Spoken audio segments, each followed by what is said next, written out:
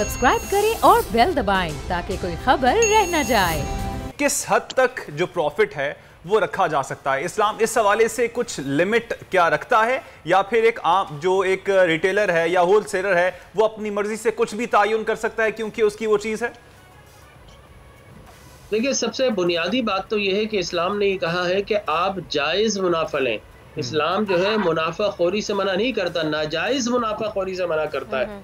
तो मैं समझता हूँ कि 1 लीटर दूध के ऊपर अगर हम आज के दौर में कहें तो 1 लीटर पे 5 रुपए ये रख लें, 5 रुपए वो रख लें। तो जमील साहब, बहुत खता कलामी की माजरत चाहूंगी, लेकिन जरा सा ये भी अर्ज कर दीजिएगा कि ये जायज़ मुनाफा ये कौन डिसाइड करेगा, ये कैसे तय किया जाएगा?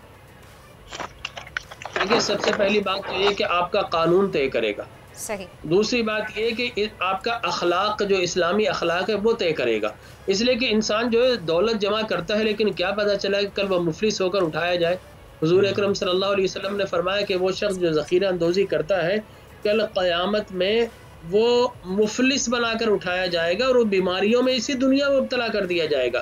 तो मैं समझता हूँ कि हमारा अपना भी ज़मीर है, इसके साथ साथ अगर ज़मीर बाज़ वक़्त जाग जाए या सो जाए तो उनको उठाना सोए हुए को हुकूमत का काम है, और सोया और अगर जाग गया है तो उसको सुलाना हुकूमत का काम है।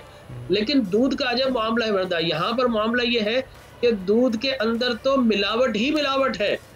जो अपना आपके जो होल सेलर है वो साहब जब दूध भेज रहे हैं तो उसके अंदर बर्फ डाल दिया, उसमें दूध डाल दिया, उसमें पानी डाल दिया। सबसे ज्यादा व्यूज, सबसे ज्यादा रील्स और सबसे ज्यादा रेटिंग के साथ बोल अब भी नंबर 1 पोजीशन पर बरकरार। सब्सक्राइब करें और बेल दबाएं ताकि कोई खबर रह न जाए।